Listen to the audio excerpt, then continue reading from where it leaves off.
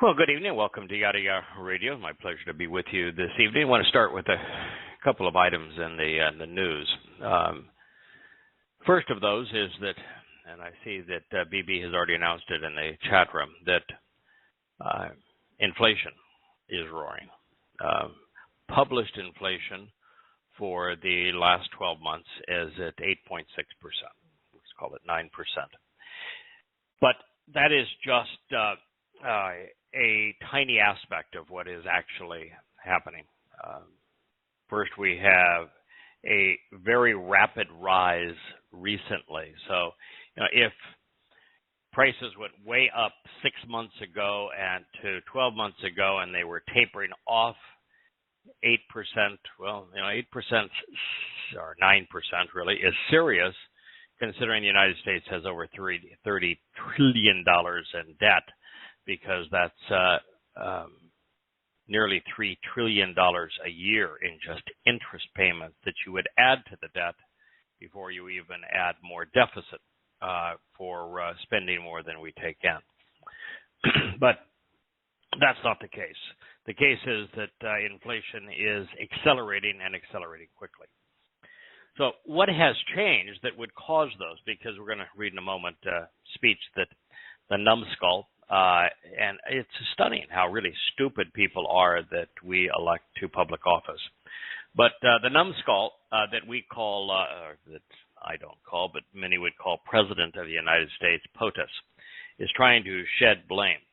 But here's the reality. There are two primary drivers, maybe three, of the current surge in inflation. One of those is food. And food costs have gone up because the numbskull-in-chief decided that he wanted to have a war against Russia. And Russia is the leading exporter of fertilizers, a key component in food production. And Russia is a key grain producer. And the Ukraine is also a key grain producer. So it's likely that not only are Americans going to spend vastly more money for food because of the numbskull-in-chief, but millions of people are going to starve worldwide. That was the consequence of he and his sons' personal vendetta against Russia for the imaginary influence in the election against Hillary Clinton, and that was completely imaginary, and for his sons' involvement in the Ukraine. For their own personal political maneuvering, he decided that he would use the Ukraine as a proxy to inflict pain on Russia, and the consequence is he's inflicted pain on Americans and is going to starve millions of people around the world. The other aspect in mainstream inflation is that the Biden administration was a drunken sailor as it relates to government spending. They wanted to have a robust economy after constraining it with their ridiculous COVID responses, and so they pretended that money didn't matter. Trillions upon trillions upon trillions. In fact, it was a member of the Democratic Party that finally said, enough already, and stopped the last two. The damage was already done. Our economy went further in debt.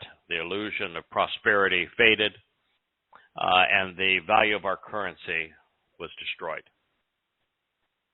So inflation isn't that goods and services cost more. It's that the currency that is used to buy and sell them becomes worth less. And anybody that is running for public office must know that. If you do not know that, if you're not bright enough to understand that concept, then you ought not be taking a paycheck from the federal government.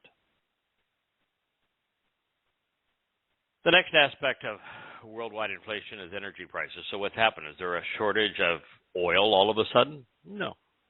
All self-inflicted. And we're talking about massive. We're talking about going from under $2 a gallon to, in fact, well under $2 a gallon to, in some states now, over $7 a gallon. Massive. What happened? Biden came in and said he wanted to eliminate fossil fuels.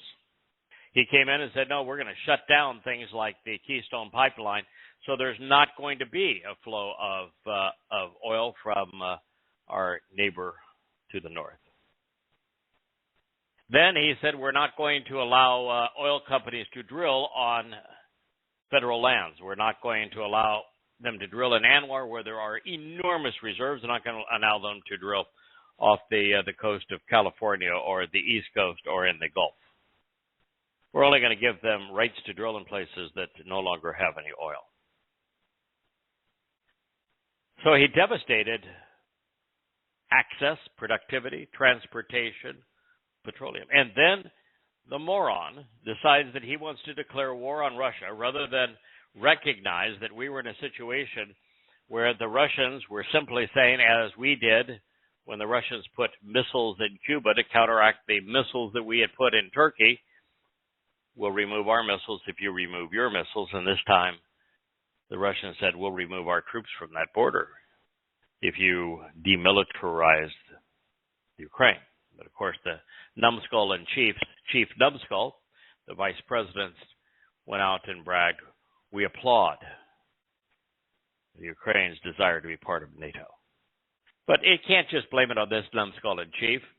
The top two leaders in the Senate of the Republican Party are on video blabbing about how they wanted the Ukraine to fight a war against Russia and that they would be the Ukraine's ally, that we would supply them with all of the weapons needed, that their enemy would be our enemy. And as such, they were saying that the United States would go to war against Russia using the Ukraine as a patsy, proxy. This was in 2014. It's been going on for a long time. And because of the fact that Russia supplies the majority of Europe's gas and oil, leading exporter of gas and oil in the world, by sanctioning Russia because the United States wanted to go to war against Russia, we drove up oil and gas prices.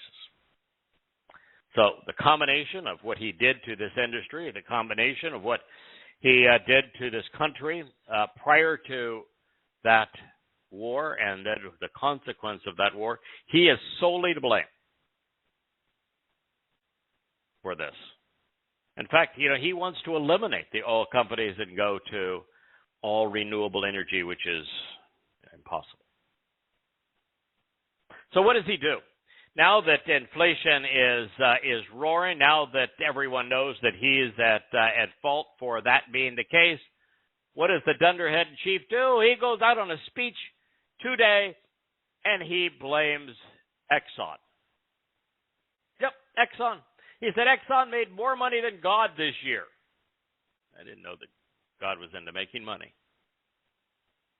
He said that in a speech to dock workers and union representatives at the Port of Los Angeles, which his COVID responses essentially shut down, destroying supply lines, which, of course, cause further inflation.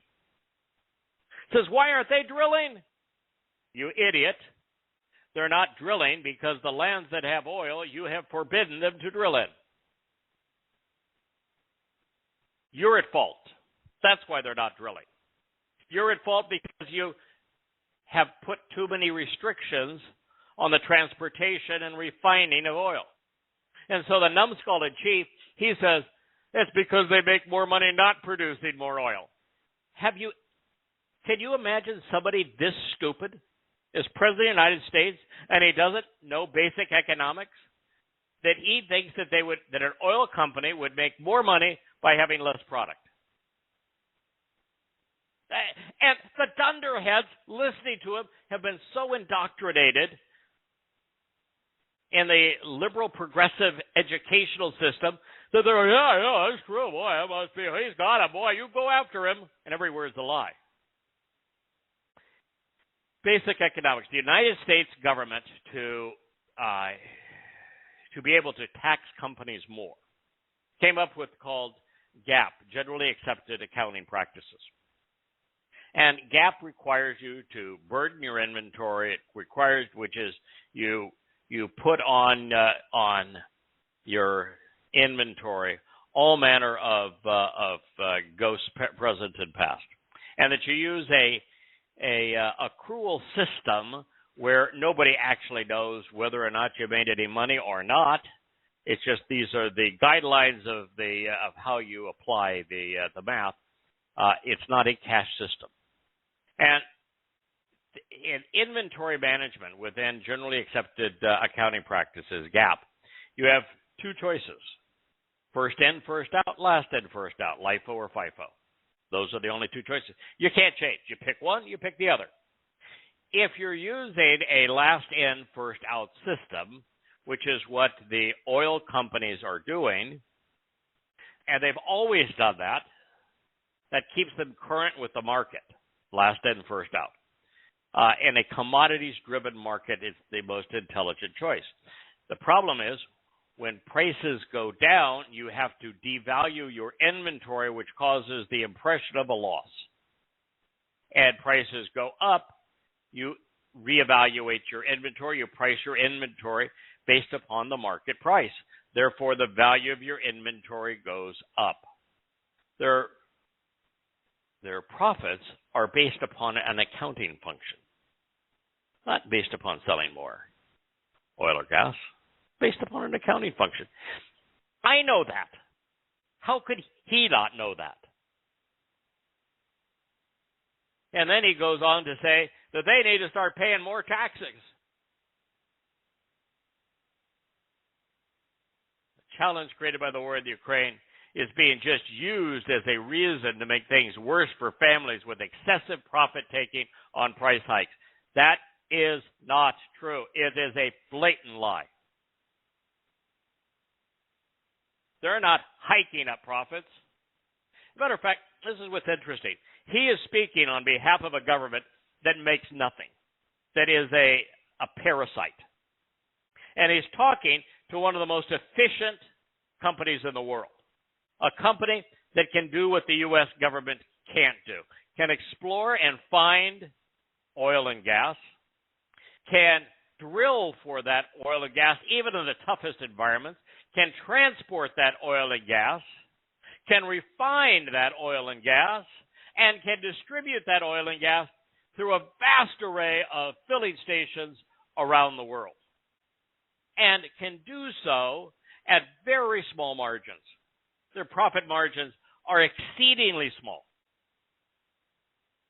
Exceedingly small over a lot of revenue, because they do it so well, is a lot of money, but it's exceedingly small profit margins. If the U.S. government nationalized the oil companies and says, we're not going to make any profit at all, we're just going to pass the cost right through, the price of gas and oil would triple. Why would it triple? Because the U.S. government does not have a profit incentive, doesn't do anything well, and would all of a sudden be spending vast amount of money, paying bribes, wasting money, being unproductive, and that slim margin is inconsequential to the waste of government. That's the truth. And yet this Nimrod in chief will blame the oil companies for the mess that he created, and the media, not smart enough to recognize the difference, plays along. There was a report this week out of the World Health Organization. They said, well, you know, that report that we published a couple of years ago and said that the Wuhan lab it couldn't have been responsible for this corona thing. No, China pays us too much money, too many bribes. No, we couldn't be that Wuhan lab. Well, I've come out and said, well, yeah, clearly came from Hunan. Yeah, there's no reason to discount the lab. Yeah, it was probably bats, not something else. Yeah, well, More likely it was the lab than anything else. Now, let me tell you how simple this is. All right, the first cases and the explosion of coronavirus around the world happened in Hunan. And Hunan happens to be the one place where there is the largest research center in the world and most active research center in the world for coronavirus. Gee, I'm sure that's a coincidence. It was bat-based. Gee, the Hunan lab is using bats with Ebola, coronavirus, and HIV, mixing them together, and that's what COVID-19 happens to be. I'm sure that's a coincidence. The first reported people that were stricken with COVID-19, died from it, were employees of the Wuhan lab. I'm sure that's just a coincidence. The United States was funding gain of function research that causes a virus of this type to be more effective in attaching to a human host. And that's the thing that caused COVID-19 to be different than every other form of virus. Published papers on that, but I'm sure that's just a coincidence. So why don't we take the concept of Occam's razor, where the simplest answer is the best answer, and let's throw it on its head and say, well, just maybe. Maybe, yeah. But the progressives who denounced Trump for making that claim aren't smart enough to realize they were lied to. Don't think it matters to them. I also saw that BB posted something in the chat room that is interesting. He mentioned that there is now a murder attempt, an assassination attempt, on a conservative Supreme Court Justice, Kavanaugh, who was appointed by Trump. Yeah, a guy came, a liberal, obviously, upset, he said, at recent police shootings in Uvalde, Texas. Oh, my God. He's not focused on what matters there, but he wanted to blame Kavanaugh for that. And so he went armed to the teeth, knives too. We ought to ban knives, I'm sure, to kill Kavanaugh in his home. You know, that news story broke a couple of days ago. It isn't in the top feeds of any major newspaper in the world. Nope. But you know what is? The quote-unquote riots at Capitol Hill. I remember that day, January 6th. I watched it. I was, I'm not a Trump fan. I'm anti-politics. And so I watched it, and I was just amazed by what I was saying. And the preponderance of the people, at least 95%, were seasoned citizens, typically big beer bellies. They were taking selfies with their phone. They were meandering around on the Capitol Hill lawn and portico and porches. They weren't breaking inside. They weren't doing anything. If this was a riot, then we need to have a new definition of the term. This was a bunch of old fogies taking selfies. There are numbskulls amongst absolute numbskulls. Proud Boys, and they're anti-immigration. They're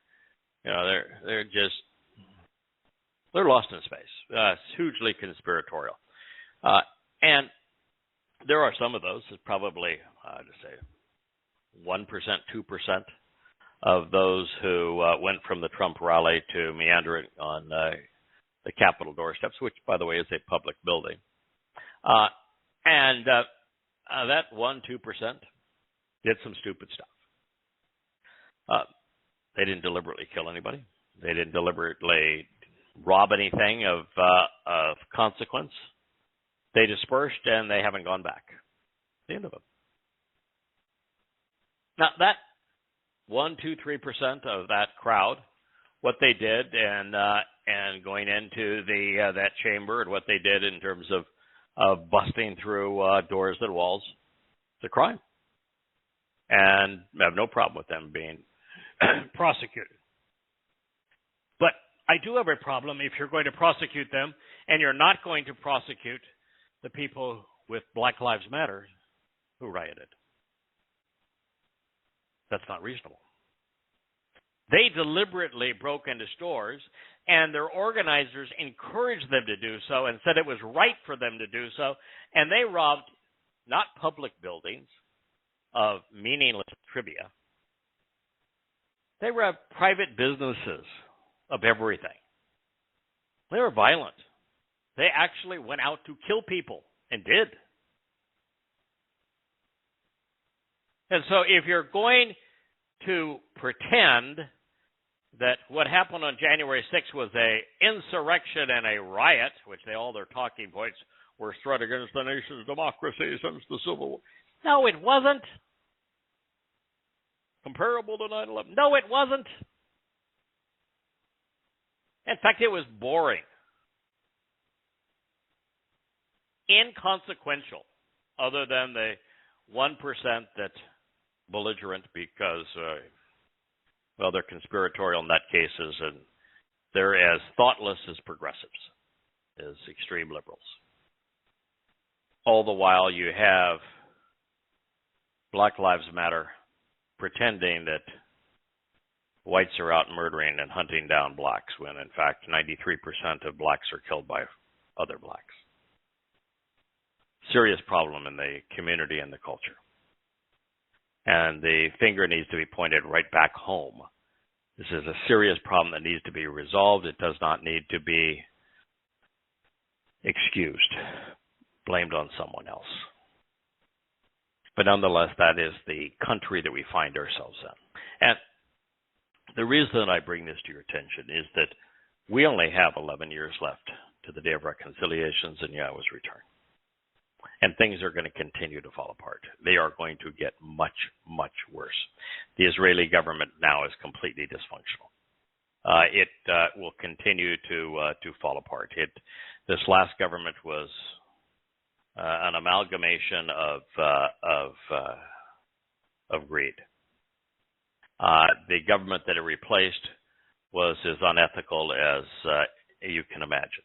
An amalgamation of right-wing politicians and religious fanatics. And Israel doesn't have anything that is sane in between.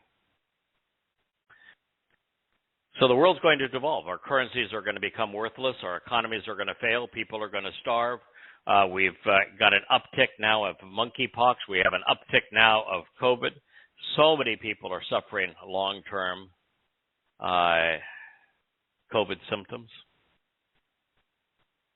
The world is falling apart, and it's falling apart rapidly. And we have nothing but absolute idiots over this nation. I have one last item in the news. Rabbi Moshe Yazdi, Y-A-Z-D-I, 59 years old. He was indicted Monday on 7 counts of rape and fraud, of taking advantage of women. He convinced them to give him hundreds of thousands of shekels based upon his fraudulent claims. Well, he was a practitioner of Judaism, after all. He has got nothing but fictitious claims. He was the head of the Pillars of Peace, a non-profit, so that he wouldn't have to pay any taxes, which included a soup kitchen and food deliveries to people who are needy. And he taught daily Torah classes. Going to read Talmud. He encouraged people to come back to Torah observance. He really meant Talmud. He developed this concept called canceling the mind, which is total obedience to the Torah, which he means Talmud. Do so unthinkingly, because if you were to think, you would reject this. He described himself as a true righteous person. And one of the mystical 36 hidden tzaddikim, righteous, who was able to communicate with the Holy Spirit and with deceased rabbis. He led his followers to submit to his will, even if it seemed immoral.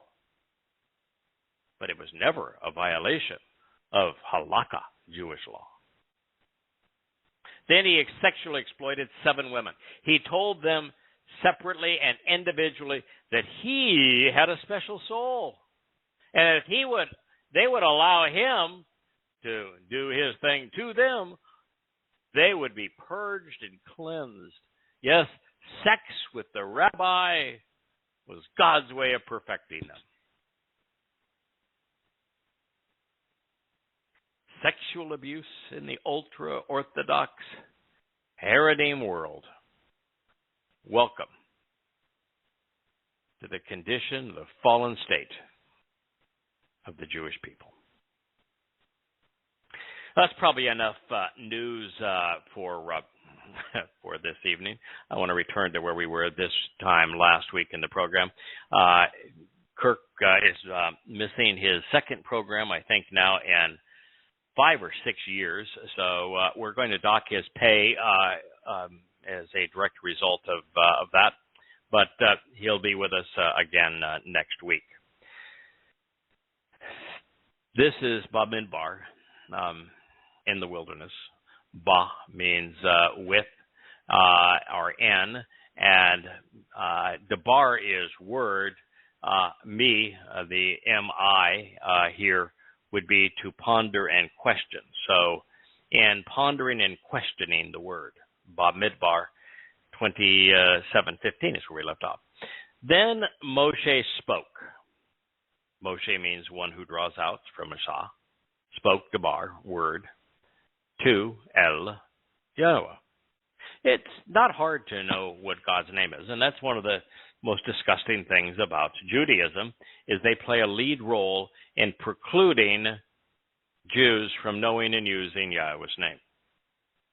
Oh, of course, they'll lie and say, the name is too sacred, and no one knows how to pronounce it. So you can read the many thousands of words that are pronounced every day with the same 22 Hebrew letters, 5 of which are vowels, 17 which are consonants, those 22 letters. You can read you were saying Torah this, Torah that, Torah this, Torah that. Where do you think you get the O sound in Torah if it's not from the Wah? Where do you get the Ah sound in Torah if it's not from the Hey? Which leaves you only one letter to pronounce, which is the Y, which is pronounced in Yisrael, Yashayah,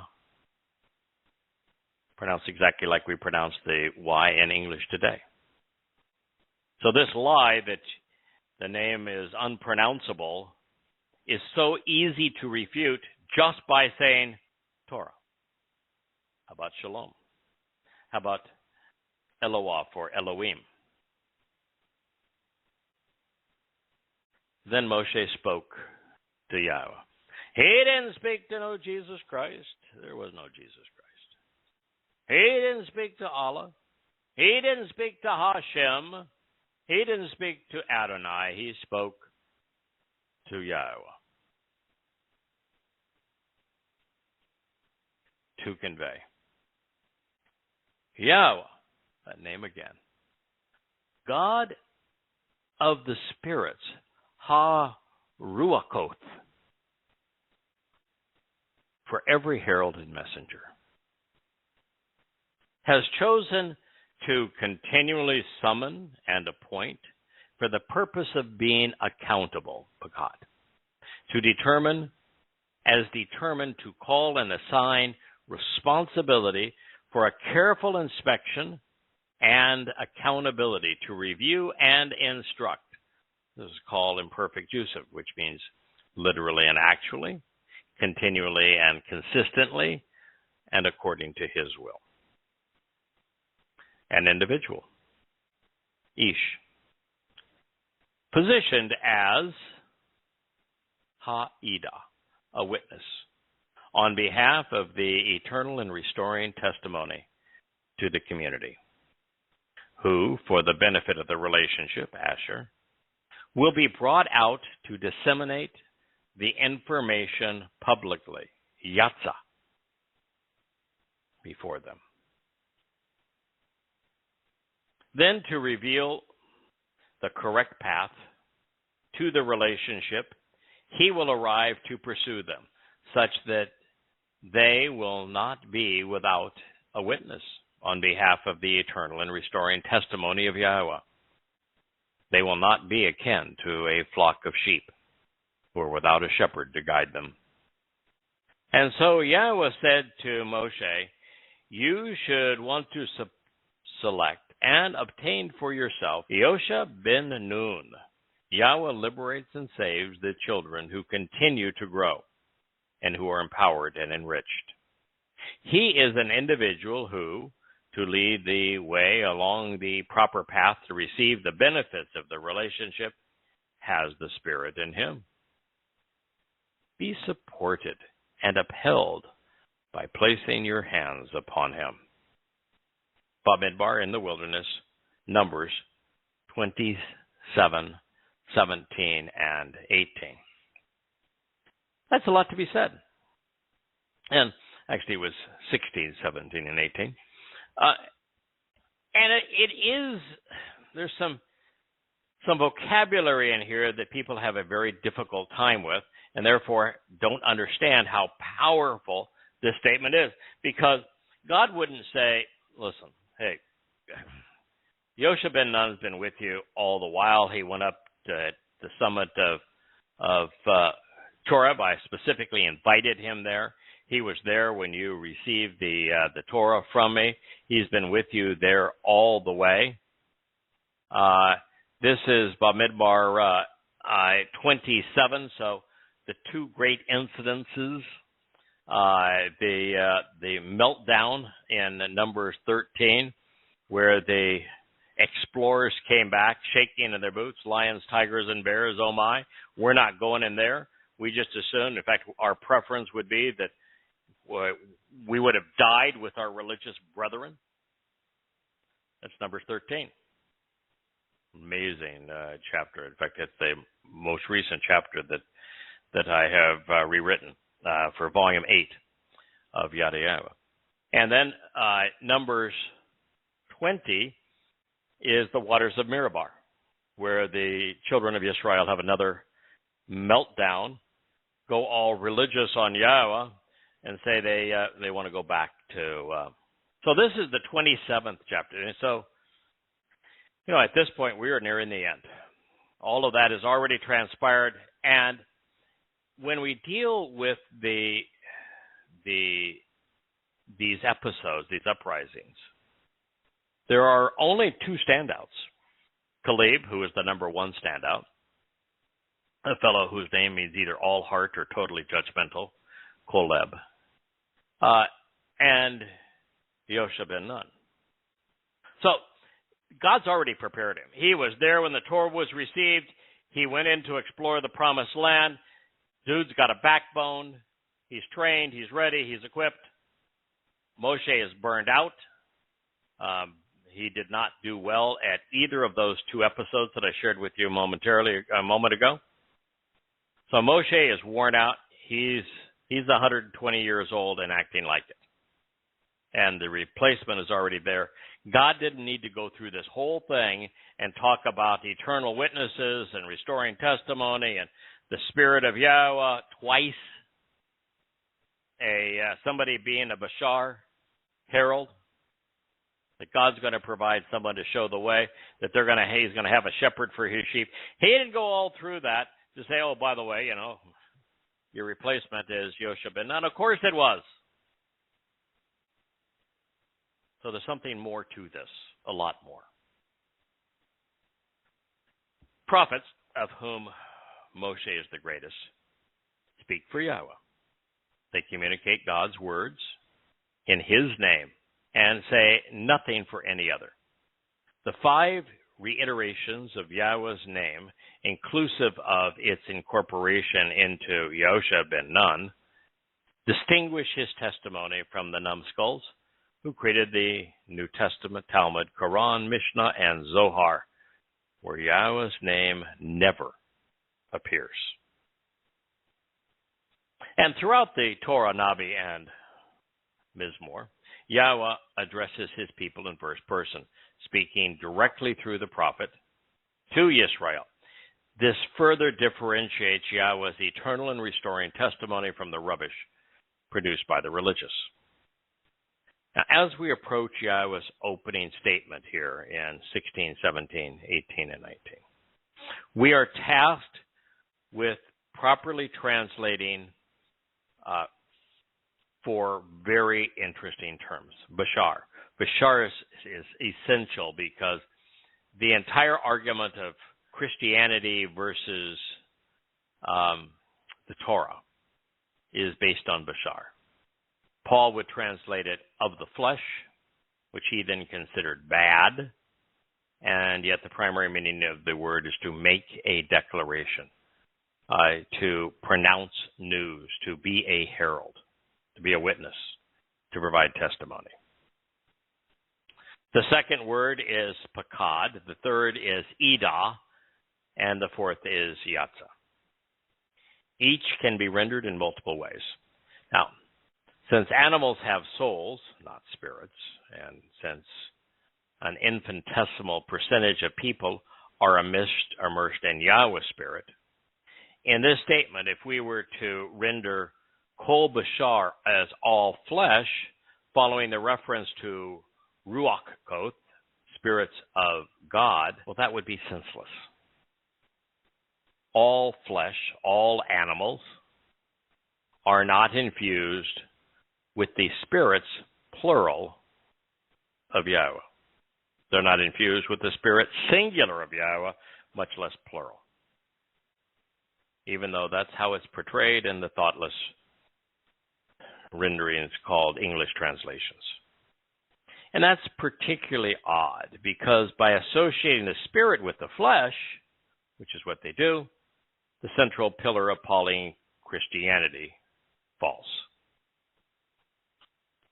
Now, this is consistent, however, with what we have learned in Yada Yahowah, Isaiah 11, where God associates his seven ruachoth, spirits, with his choder, or succor, and thus with God's Nakri, Malak, Zeroah, and yes, Bashar. And if Yahweh felt it appropriate to empower, enlighten, equip, educate, enable, and embolden his final witness with this level of support, it would have been fitting to offer the same to Moshe, to Yosha ben Nun, to Samuel, to Dod, to Yashaya, to Yirmiah, and to all of the Navi, because their job is far more difficult, far more precise. So while not every herald and messenger is a prophet, every prophet is a messenger and herald. Therefore, not only can we use the primary definition of Bashar in this statement as a herald, it's the only one that fits. We don't have to just accept what we read at face value when we have the opportunity to study these words and come to a reasoned conclusion. Now, turning to pakad. Pakad, every definition seems to apply in this context. To guide his flock, Yahweh wants to summon and appoint a spirit-filled individual to review his testimony and instruct his people, holding them accountable. God wants someone to be responsible for his sheep. So he has appointed an Ida, a witness, to share his eternal and restoring testimony, positioning them before the community. Pakad means to be accountable, to be accurate, to take inventory, to do a reasoned assessment. It's a marvelous term. It is a thinking man's term. It's an evidence and reason term, not a religious belief and faith term. The next interesting word is yatsa. It's the Hebrew term that Yahweh selected to describe the Exodus. Therefore, the Spirit filled Bashar, messenger, being appointed by God to share his eternal and restoring testimony on behalf of the relationship God intended, is Yatza, leading the flock away from danger by disseminating the information the people need to withdraw from the harmful influences of religion and politics. Like Moshe, the Bashar will be liberators. They're going to be emancipators. I had a chance to talk not too long ago, within the last week, to someone who has recently embraced the Torah, the Mikra, and the covenant. And I asked this individual, so what stands out more than anything else to you? And the person said, emancipation, liberation. And if you get that, then you're on the right track. That is the very first thing that I would say differentiates God's testimony and his way from religion. Religion seeks to control, God seeks to free. Very astute. Asher is used throughout this prophetic declaration to affirm that Yahweh's focus is on sharing his way and showing his people the proper path to follow to receive the benefits of the relationship. It is for this purpose that the Bashar, messenger, and Edah, witnesses, arrived to pursue God's sheep. Some 40 would bow follow, some bow returning, all bow pursuing the flock, preparing them for the bow harvest. In this way, the Edah, witnesses, convey the restoring testimony of Yahweh, so that the Shon flock knows that they are never without a Ra'ah, shepherd, to guide them. And the foremost among such men, the ultimate Ra'ah shepherd, is the Masiach and Malach, David. Now, this pronouncement clearly concludes and therefore is announcing the succession between Moshe and Yosha ben Nun. But there's so much more being said. After all, that is why Yosha ben Nun means Yahweh liberates and saves the children who continue to grow and are empowered and enriched. The spirits of Yahweh, which were placed upon him for the benefit of the covenant relationship, enabled him to do this job. Through him, all of those who would follow in his footsteps, Moshe, and follow the Torah, would be upheld, while Yahweh's flock would be sustained and supported. The remnant of Yisrael, the surviving Yehudim, have been offered the witness who was foretold, albeit one that they were not expecting. And now he is announcing the arrival of the Messiah they do not recognize is their shepherd. One thing I would like to share with you as we talked this time last week, I said, I have finished the 8th volume of Yada Yahowah. I'm working on the 7th volume. I'm working on the 8th. There'll be a 9th and a 10th, and then all 20, I don't know if it's 5 approximately, volumes of Yada Yahowah, and whether it's Coming Home, Observations, Questioning Paul, or An Introduction to God, will have been retranslated and rewritten. A monumental task over several years.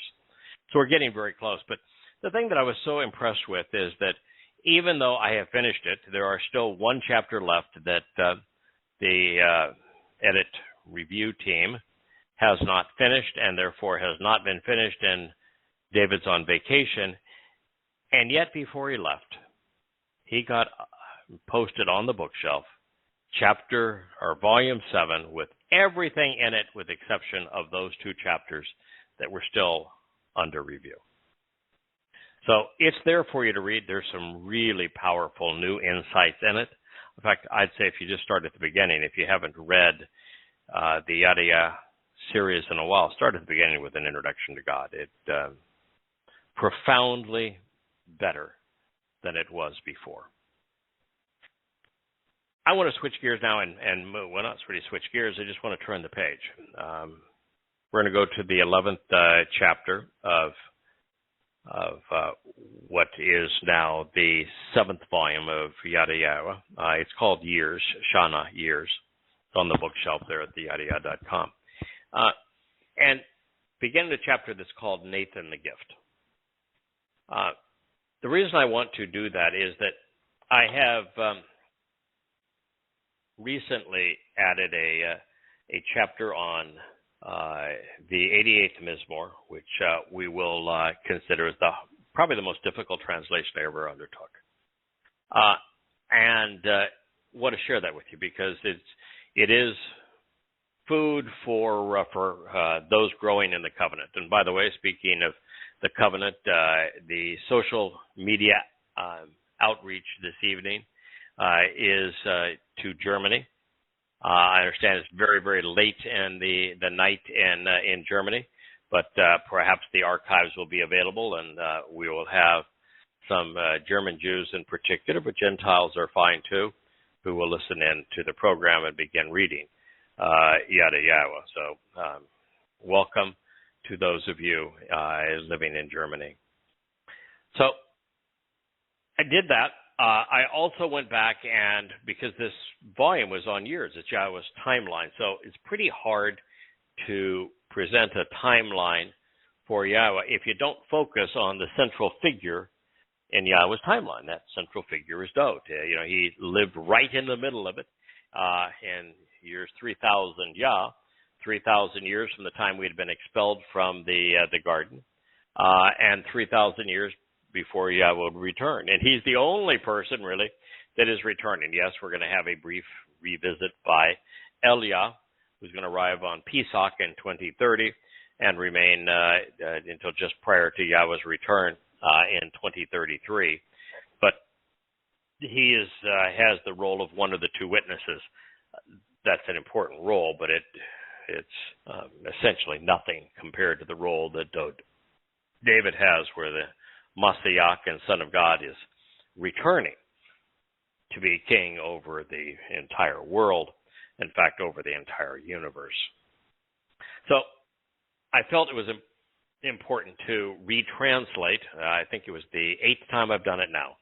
The first words that I translated so very long ago, which is 2 Samuel 7.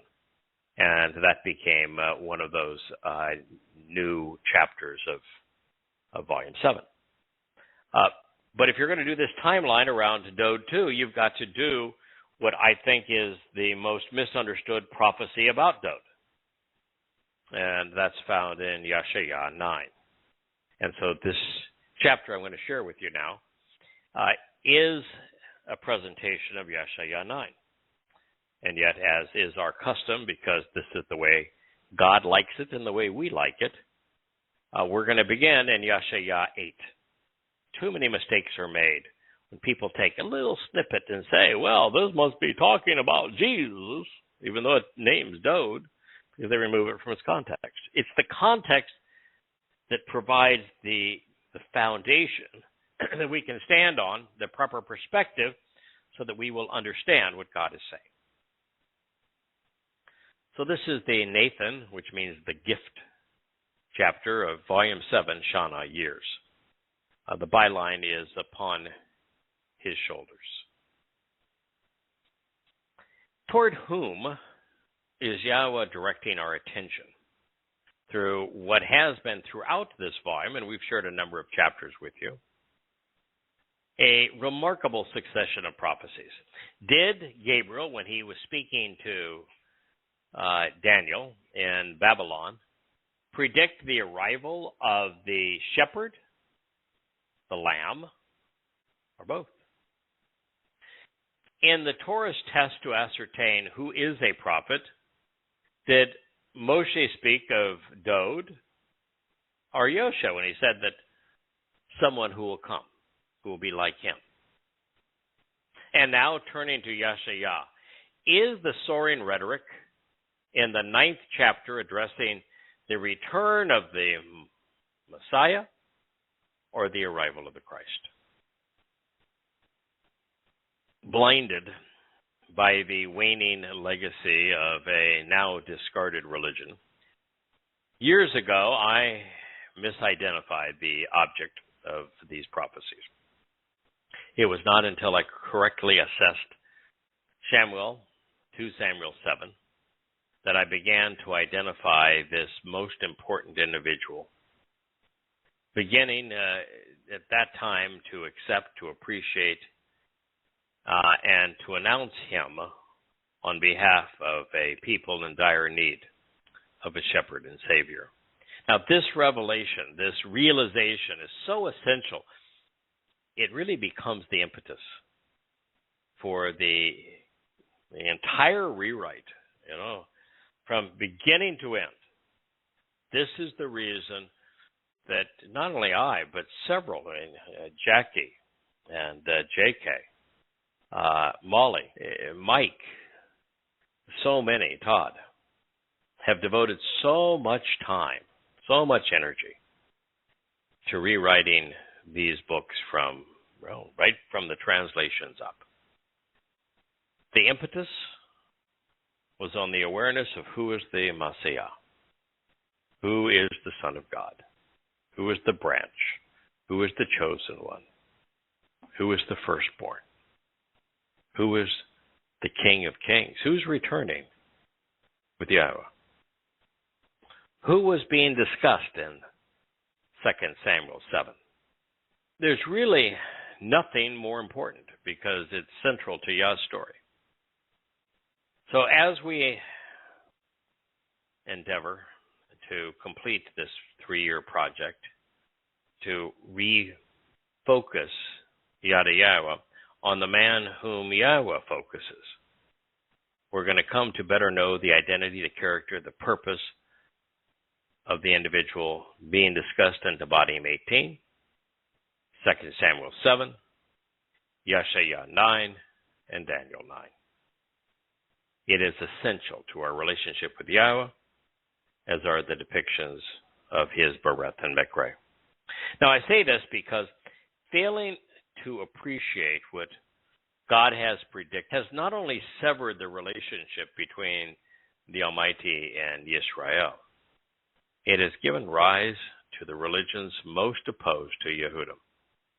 Islam would claim Devarim 18 on behalf of Muhammad, and Christianity, Yeshaya 9, for their Christ. All the while, the rabbis would remain oblivious to the obvious. In the interim, between the time of Devarim 18, 2 Samuel 7, Yeshaya 9, and Daniel 9, were scribed 2,000 to 3,500 years ago. There is no record of anyone explaining how and why they all point to the arrival of the past and future king of Israel. And so that we do not repeat the mistakes of the past, let's approach Yeshaya 9 by examining what the prophet presented in the testimony that leads up to it. We're going to review it in context, beginning with Yeshaya 8:1. I don't think you'll be disappointed. This is worth the investment of our time. Yahowah expressed to me with unfolding implications, obtain for yourself a very large vellum scroll to make this widely known. Choose to write with a stylus in the common characters associated with mortal man. La Mahar, Shaklal, Kush, Baz. Concerning senselessly and impetuously being prepared, almost eager to be looted and controlled by the treachery of this despicable conflict. God has just said, name your children, Haredim, that are being abused and robbed by rabbis. Mahar is the aggressive and moronic, the rash and disturbing, rapidly approaching non-existence. Shalal is of being seized, victimized, and spoiled, ransacked and robbed. Cush, hastening the process, being prepared and coming to relish, being ready. Baz, to be stolen as prey. In the contemptible battle, shattered and dispersed. We should be celebrating the fact that Yahweh asked his prophets to record his revelations, to put them in writing. In this way, even today, it is as if we were there. The old Walter Cronkite did a series of black and white shows that were specifically geared for schools. And they would all begin with some episode in world history, and it says, and it is as if you were there. Well, that's exactly what the written testimony on these scrolls enables us to do. We can listen in to God speaking through his prophet to Israel and therefore to us. We should be celebrating that. We should also appreciate that God invented the Hebrew alphabet with its pictorial letters for this purpose, so that we would be able to discern what he conveyed so long ago. And in this regard, almost every one of those letters was drawn to depict mortal man or to show something useful to us. Before I go through these letters, I do want to share something else. The arguments of the scholars, those are people that know many things and understand nothing, was that the Torah was written by 4 different people. There was the Jehovahist, even though there's no J in Hebrew, and Yahweh's name is not Jehovah. There was the Elohist, playing off the Hebrew word for Almighty. There was the priest, which is the Cohen, and I don't know if it was the Deuteronomist or one other. And that it was all put together and finally written sometime in the 6th, 7th century BCE, I mean, long after Dode. So I don't know how Dode then managed to write the 119th Psalm, which he dedicated 8 different stanzas to each, or refrains, to each of the 22 letters in the Hebrew alphabet, alphabetically, to review the Torah when there wouldn't be a Torah for 300 to 400 years. Nonetheless, we've got the issue of now that about 3 months ago now, found in Israel was a silver scroll, a silver tablet that used these exact letters, the letters in the form of humanity and the implements of humanity, to convey the message that God conveyed through Yosha ben Nun at this day. And so the argument that the numbskulls that were called scholars came up with is, one of the reasons we know that the Torah was not written by Moses is there was no Hebrew alphabet. Oops. They found it dating back to 1400 BCE. All right, so let's look at the letters as they appear in alphabetical order that are have ordinary human characteristics. The first is the Gemal. It is it's a foot. The Hey is a person standing up, reaching up. The Yod and the Kef are hands. The Yod is the arm coming down, reaching out with an open hand. The Kaf is the palm of an open hand. The Ain is clearly an eye. It means eye in Hebrew. The Pei is a mouth, and Pei means mouth in Hebrew. The Tazdeh and the Rosh depict observant individuals, and the Shin was drawn to show our teeth. The Berith is a home. The Dalet is a doorway. A wah is a tent peg. A zain, a plow. A chet is a wall. The teth, a basket. The lamed, a shepherd's staff. The mem is water, and nun is a seed. The shemek, a sign. Kof is the light of a new day, while the taw represents God's signature. Of the 22 letters, this leaves only the aleph, which is the head of a ram, a male lamb representing Yahweh, our God and our Father. Properly translating the meaning of la, ma'ar, shalal, kush, baz requires some thought, because several of the words convey somewhat similar ideas.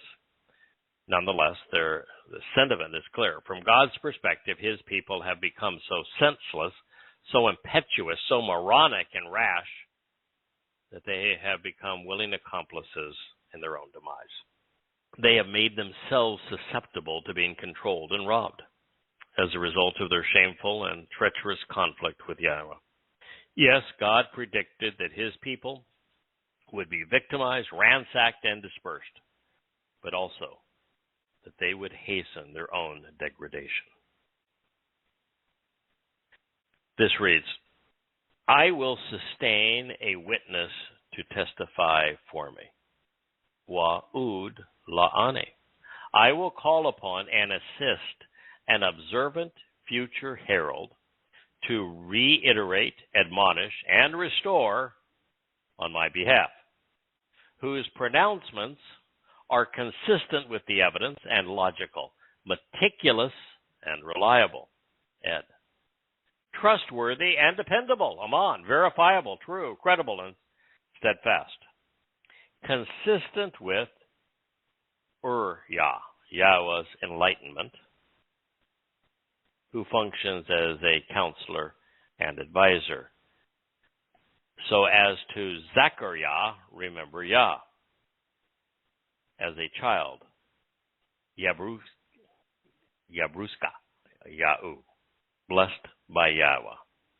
Yabursk, Yahu, blessed by Yahweh. So, this is Yeshayah, Isaiah 8:2. This one is also a challenge to translate, because if you were just to render the names as names, the statement doesn't mean anything to you. And if you look up the names of those people, you'd say, oops, these are not good guys. So what's going on? Well, clearly, Yahweh wants men and women to serve as witnesses. That's clear. Sharing his testimony with all who will listen. And he is willing to help, assisting and sustaining the observant herald who strives to reiterate what his prophets have revealed. In fact, I think I've shared this with you before. My original rendering of this is as I translated Wa'ud la'ane. One of the primary meanings of ud is to repeat, to be repetitive. And so I translated this, I will sustain a witness to testify for me who is repetitive. Because that really is an accurate rendering. And now I've just got I will sustain a witness to testify for me. And then in the Amplified section, I will call upon and assist an observant future herald to reiterate, admonish, and restore on my behalf. Ud is the descriptive term, the base of ed, which is eternal and restoring testimony. But there is a repetitive aspect of it. And I thought that was a good thing, and that it's true. Yahweh repeats himself a lot. I've been doing this a long time. And you don't very often run across anything that is really new, because Yahweh does tell us the same thing from a different perspective, using different words over and over again, hoping that by repetition, we will come to know and understand and retain that information, because that's the way the human mind works. And as those who have read these books and listened to these programs know, I am very repetitious. It's Yahweh's style of teaching. It is the most effective way to learn. So that's the first part of this, is that in repetition and being reliable, then what we have is something that man is incapable of creating on his own. A message that is eternally cohesive, eternally and internally consistent. So pronouncements made on behalf of the enduring and restoring testimony of Yahweh are expected to be logical, thorough, and reliable, consistent with the inspiration behind them, and God's message should be presented in a credible and verifiable manner by one who strives to be trustworthy and dependable. Once again, like the God, such men and women are represented. One of the reasons that I was so pleased and have been really joyous over these last 2 to 3 years in rewriting all these books is that they are now more reliable. They are more consistent with Yahweh's approach. They are more logical. The message has a greater restoring aspect to it. It's more easily verifiable. It's certainly more credible. And getting it that way is a joy. So I can appreciate when God says these things, because I have found in my own life that when I strive to carry them out, the results are worth noting.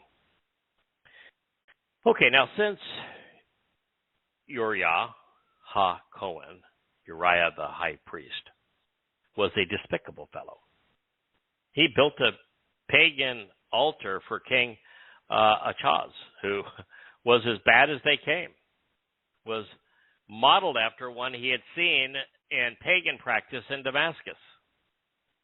So Yahweh is using this name and position to affirm that his witnesses will convey a message which is consistent with the enlightenment he is providing.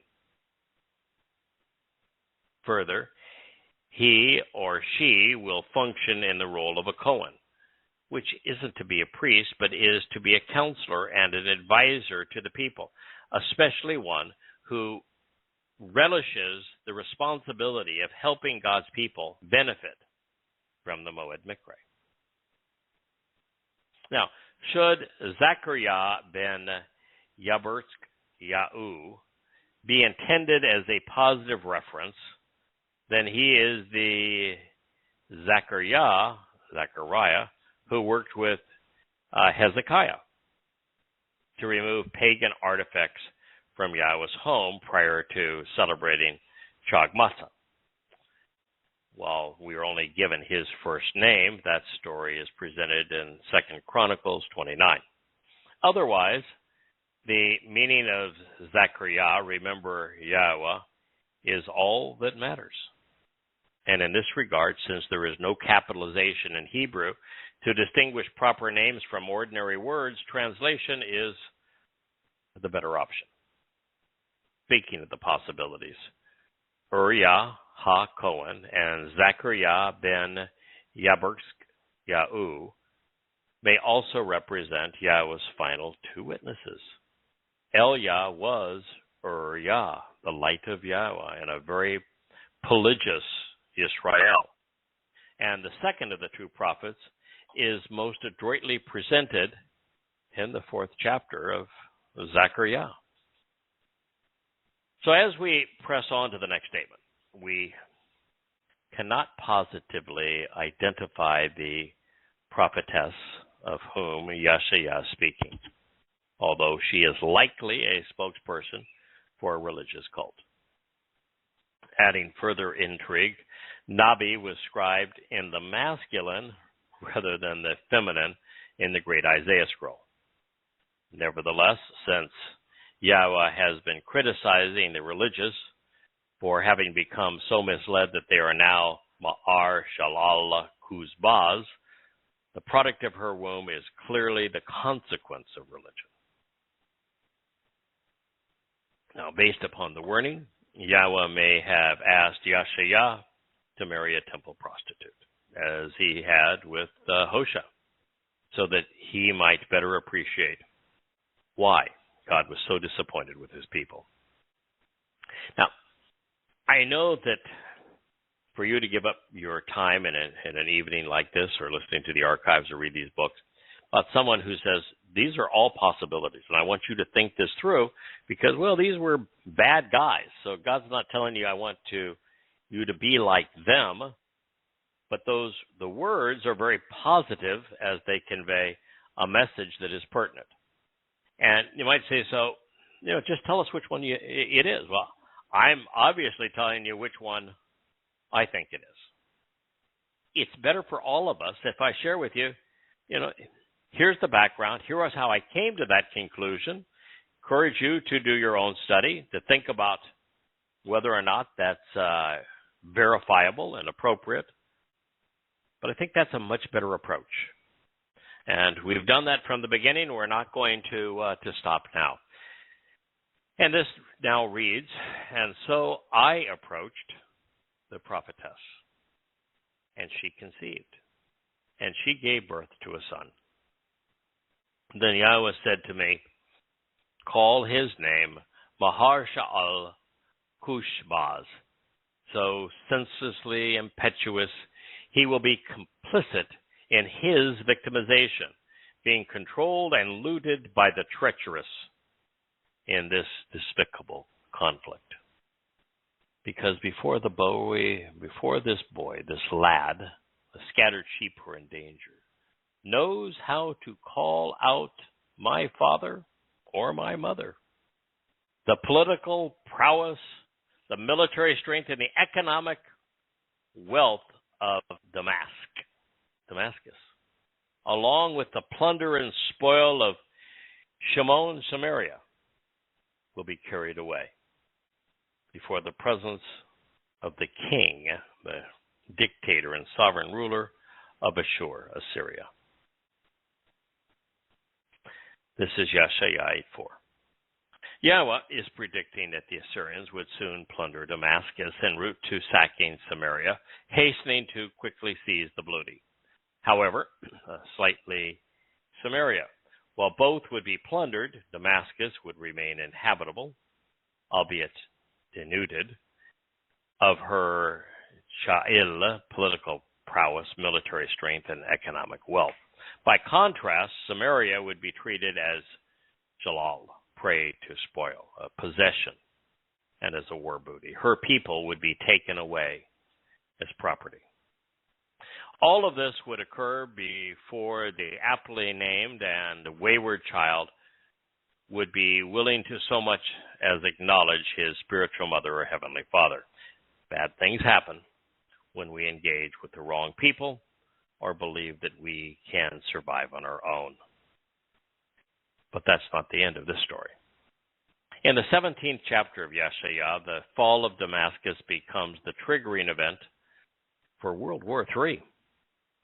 Without Russian support, because of America's proxy war against them, the Syrian government is going to fall. That's Yahweh's prediction.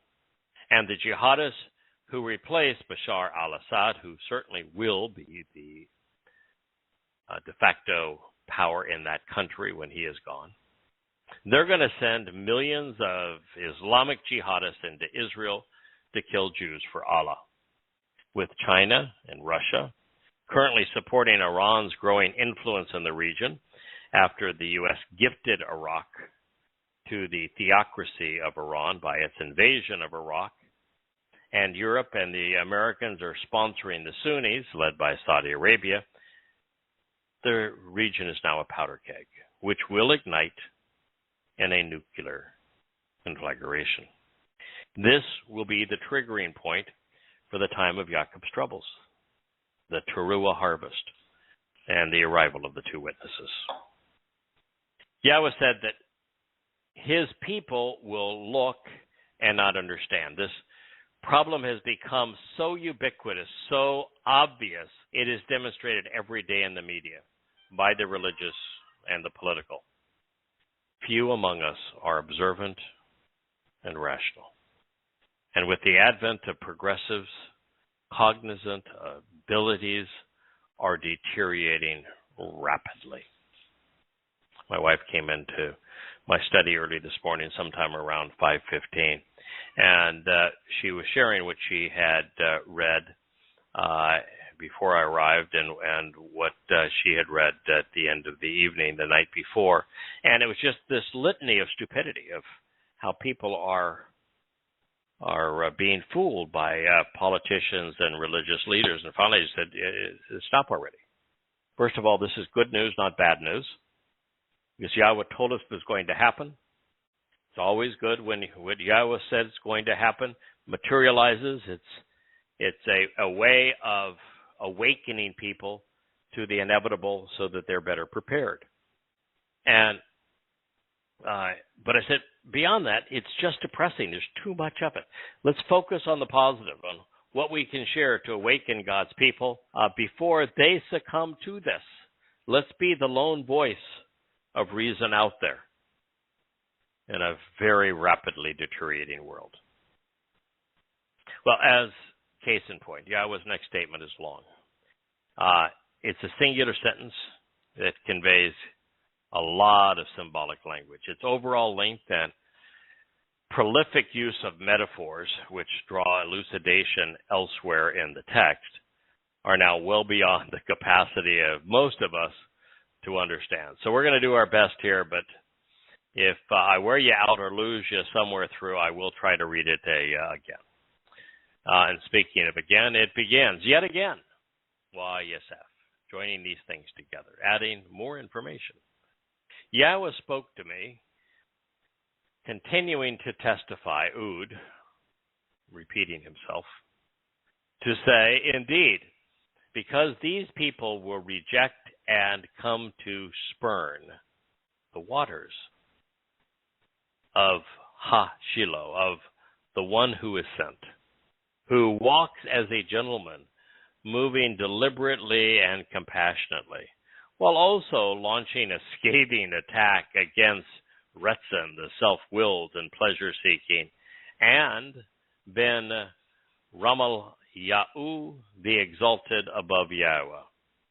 Therefore, behold, Yahweh, Almighty God, is withdrawing, and he is lifting up against them accordingly the waters of a powerful torrent, in addition to the numerous soldiers of the political leader and dictator of Assyria, along with the entire manifestation of its power.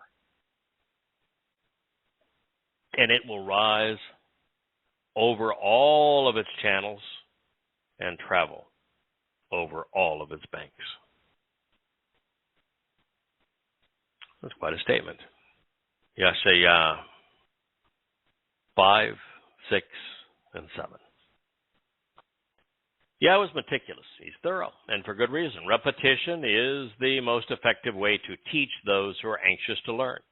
God is also exceedingly fond of metaphors while drawing pictures with words, while also using people and places in our past to elucidate future events.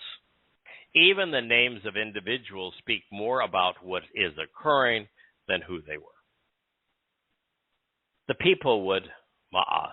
They're going to reject and spurn the essential life-giving waters of Shiloh, the one who is sent.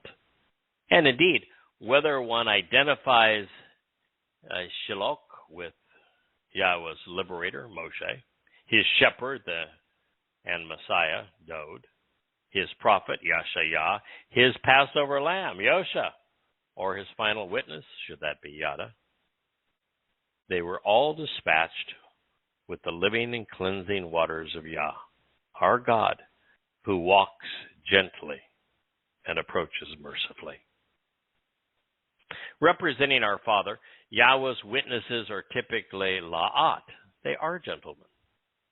They're often charming, always patient, and their words consistently comfort the covenant's children.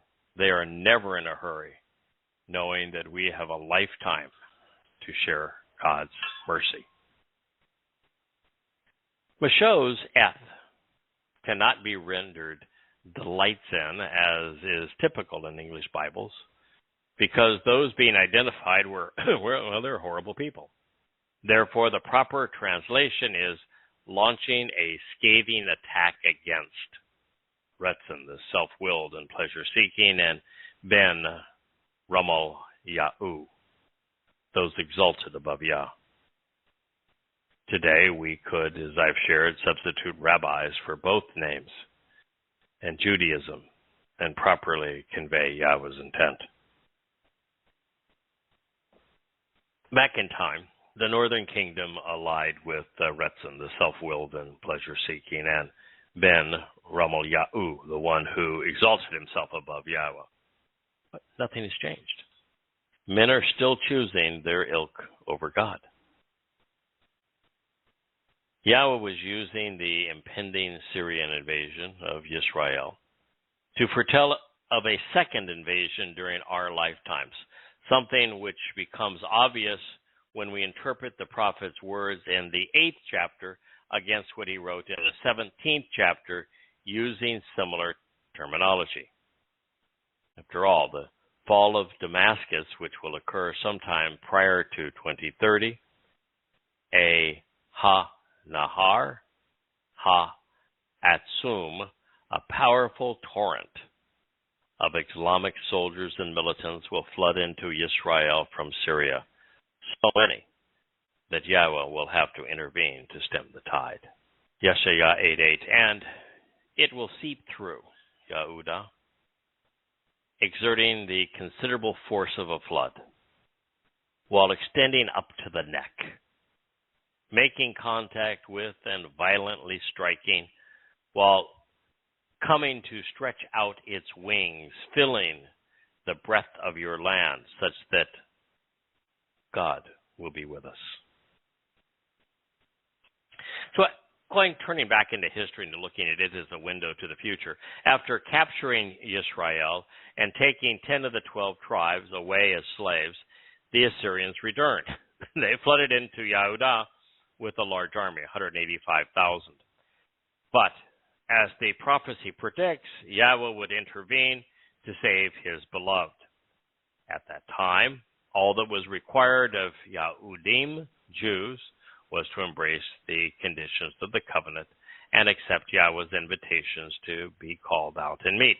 They did this by eliminating and separating themselves from religion and politics, and then by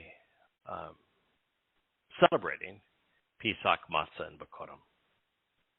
This is also what is required of God's people a few years from now, under very, very similar circumstances. Flooding in from Syria, Islamic militaries and militants will so overwhelm Israeli defenses that Yahweh will intervene to assure that his covenant family survives the onslaught. And that makes this pronouncement, like the previous, a prophecy with a near and far fulfillment, with a demonstrable historical event serving as a harbinger of what's to come. Israel's politicians today and her rabbis, just the fellow that we read about, it's all of them.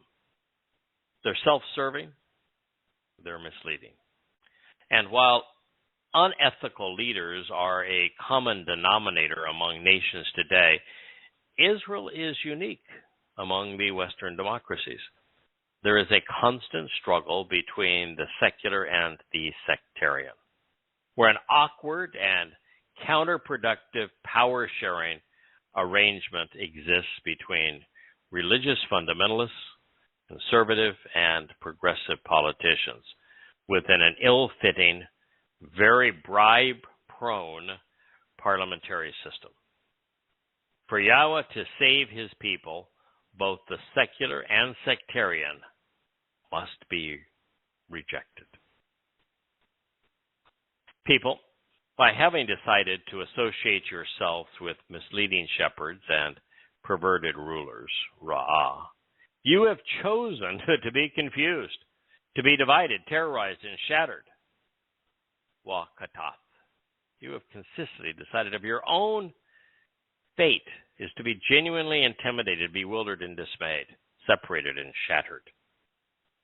So, by choosing to listen and respond to every distant land and far-off country, you are asking for war and must independently arm yourselves for your defense.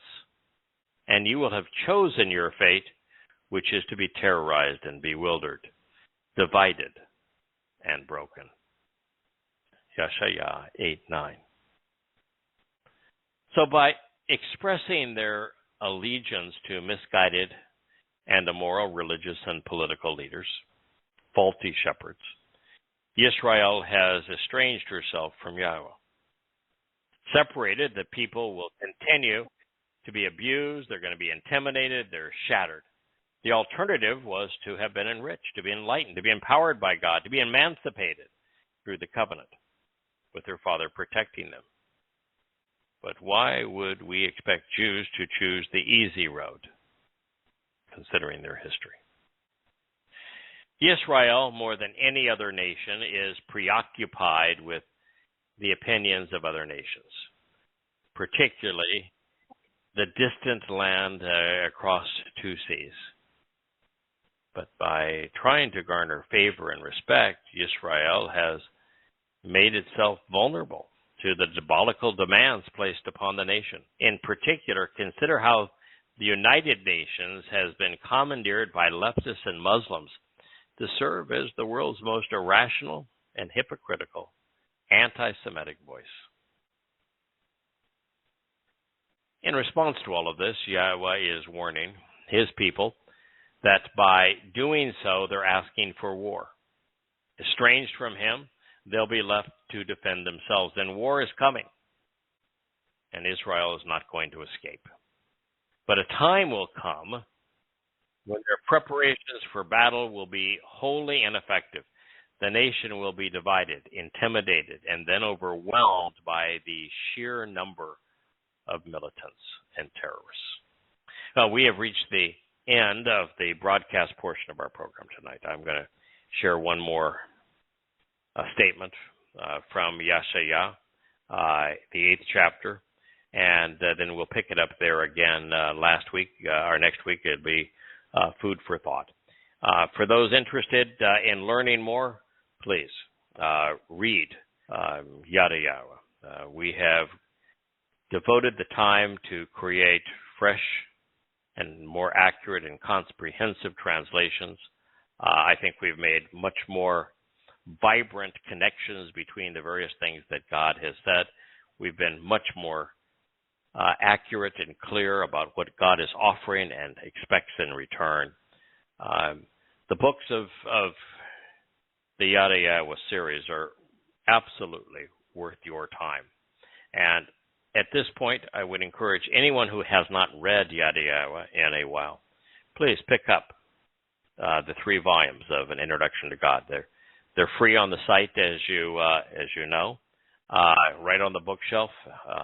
The 3 introductory volumes are the first is instructions. First is the Word, followed by instructions, followed by Torah. So it's volumes 1, 2, and 3 of An Introduction to God. Really set an excellent foundation to build on. You'll learn about the sources of text that we can translate. You'll learn about the Hebrew alphabet. You'll learn about the history of translation. You'll learn about Hebrew grammar. You'll learn about what tools can be brought to bear to help us understand the Word of God. And then we're going to delve into the words that God revealed, including how to properly pronounce his name. And then in volume 2, instructions, we're going to consider how God instructed us about what's important to him, and therefore to us. Well, the Torah section is to study what the Torah has to say, or what the prophets have to say, I should say, about the Torah. And then from there, you're properly prepared on a sound foundation to read volumes 1 through what are currently 7 volumes of Yada Yahowah, from beginning to man to family, to invitations, harvests, and appointments, and most recently to years. So I would encourage you to do that between now and our next program. In fact, between each show, take some time to read. The site is yadayah.com. It's beautifully presented, and we'd encourage you to do so. Now, let's read this next statement that the prophet revealed on Yahweh's behalf. Speaking to his people, speaking to rabbis, speaking to the Haredim, speaking to the political in Israel today. You may want to devise your schemes, and boy, do they ever, based upon the resulting advice and counsel of others. But it will be nullified, because you have chosen to be in violation of the covenant. Choose to make your pronouncements and state your claims, but none of it will stand, because truly, Emmanuel, God is with us. And schemes are compelling, but they will all be thwarted by God. Religious words are spellbinding, but they are universally invalid. Weapons are powerful, but they will not prevail, because in the end, God is with us, Emmanuel.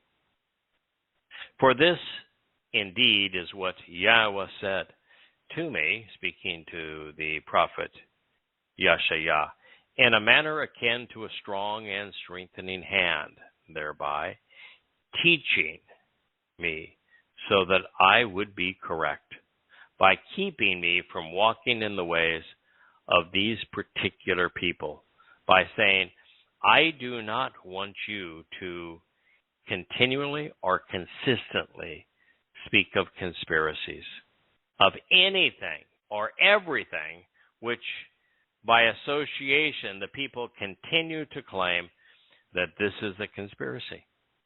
And in addition, do not respect or revel in that which concerns them, wondering about or fearing them. This statement was a real turning point in our lives. For those of you who have been with us for a long time, we know that we had a co-host of this program that was a conspiracy buff that started harming people, and we translated this and said, no, God's really clear. Do not be advancing conspiracies. You can denounce them, denounce the blame the Jew conspiracies, which are prevalent and have been prevalent for a very long time.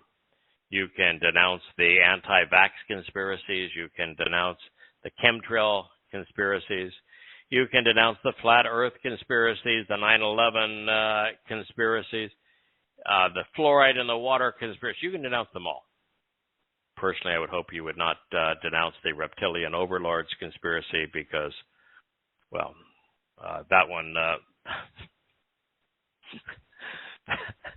I don't know. I have such fascination with. Yeah, I guess it's so stupid, the reptilian overlords, that I'm just going to continue to poke fun at them by distinguishing it as such. But God is saying, don't advance conspiracies. This, notion that the Comet Ping Pong Pizzeria had a hidden basement where Hillary Clinton was having a pedophile slave ring for sex slaves, and they believed it. They believed that the mass killings are false flag operations, that they're government actors. This is just utter nonsense, and we ought not be fooled by it. And so that's what God is saying. And one of the reasons that I think there's 2 principal reasons that God does not want us to promote conspiracies. The first of those is that they're so thoughtless. They're so easily refuted. They have so little credibility that if you juxtapose one of these conspiracies, reptilian overlords, with Yahweh's Torah teaching, you're going to devalue Yahweh's Torah teaching. You're going to say, well, if this nincompoop believes that condensation trails are chemtrails and a method of poisoning people, then there is no chance he has anything else right because he's way too stupid and too easily fooled. So God doesn't want us to integrate lies with the truth. That's one reason. The second reason is the mother of all conspiracies is blame the Jews. Always has been. And so God, while critical of his own people, he's critical of his own people for being religious and political, not for the reasons of the conspiracies. And anyone who is harmful or critical of and to Yehudim, Jews, to any extent beyond simply conveying God's word, where God says a lot of things that should cause them to wake up and pay attention. But anyone who has abused them is going to be held accountable. It's just the way it is. So God says if you don't want to be held accountable, don't do it.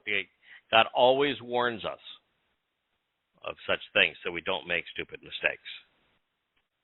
And so those are the reasons he doesn't want us to pursue conspiracies. And truly today this is so relevant because the fastest growing belief system in the world, the one that just devours people's time and minds, is conspiracy. So that's why God says, don't do it. All right, well, look forward to being with you this time next week. I'm sure we'll have Captain Kirk with us. Always a pleasure to be with you. Shabbat Shalom. Happy, now it's past, but we didn't speak much of it, but happy Shabuah for those who celebrated it last week. Shabuah is this time where the covenant's children, those who are the beneficiaries of Pesach, Matzah, and Bakurim, are enriched and empowered by God. I think we celebrate Shabuah on every day so that we can carry out the mission of Towrah on God's behalf, on behalf of his people. But a happy belated Shabuah, and we look forward to being with you this time next week. May Yahweh bless. Good night.